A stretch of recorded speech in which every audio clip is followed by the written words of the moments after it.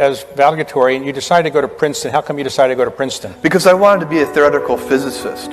And so I went to Princeton, and I was a really good student, as I pointed out already. I got A pluses on almost everything. I was in the honors physics track, which starts out with 100 students, and by the time you get to quantum mechanics, it's like 30. So I'm in quantum mechanics. I think this is like junior year, and I've also been taking a bunch of computer science classes and electrical engineering classes, which I'm also enjoying. And I can't solve this partial differential equation. It's really, really hard.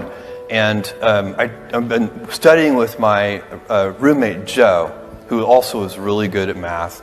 And the two of us worked on this one homework problem for 3 hours and got nowhere. And we finally said, we looked up at each other over the table at the same moment. We said, Yosanta.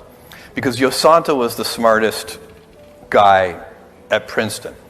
And we went to Yosanta's room, and he was Sri Lankan. And in the Facebook, which was an actual paper book at that time, his name was 3 lines long, because I guess in Sri Lanka, when you do something good for the king, they give you an extra syllable on your name. And so he had a super long last name, the most humble, wonderful guy. And we show him this problem. And he looks at it, he stares at it for a while, and he says, cosine. And I'm like, what do you mean?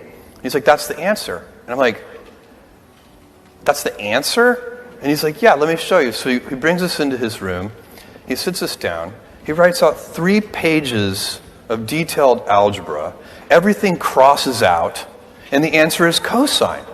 And I said, listen, Yosanta, did you just do that in your head? And he said, no, that would be impossible. 3 years ago, I solved a very similar problem.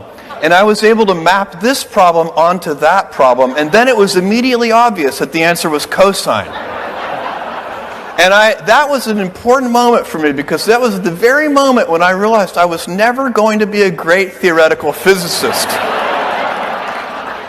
And so I started doing some soul searching. I was like, that is a magic trick. The people who, theoretical physics, in most occupations, if you're in the 90th percentile or above, you're going to contribute. In theoretical physics, you've got to be like one of the top 50 people in the world, or you're really just not helping out much. And so I was very clear that I saw the writing on the wall, and I changed my major very quickly to electrical engineering and computer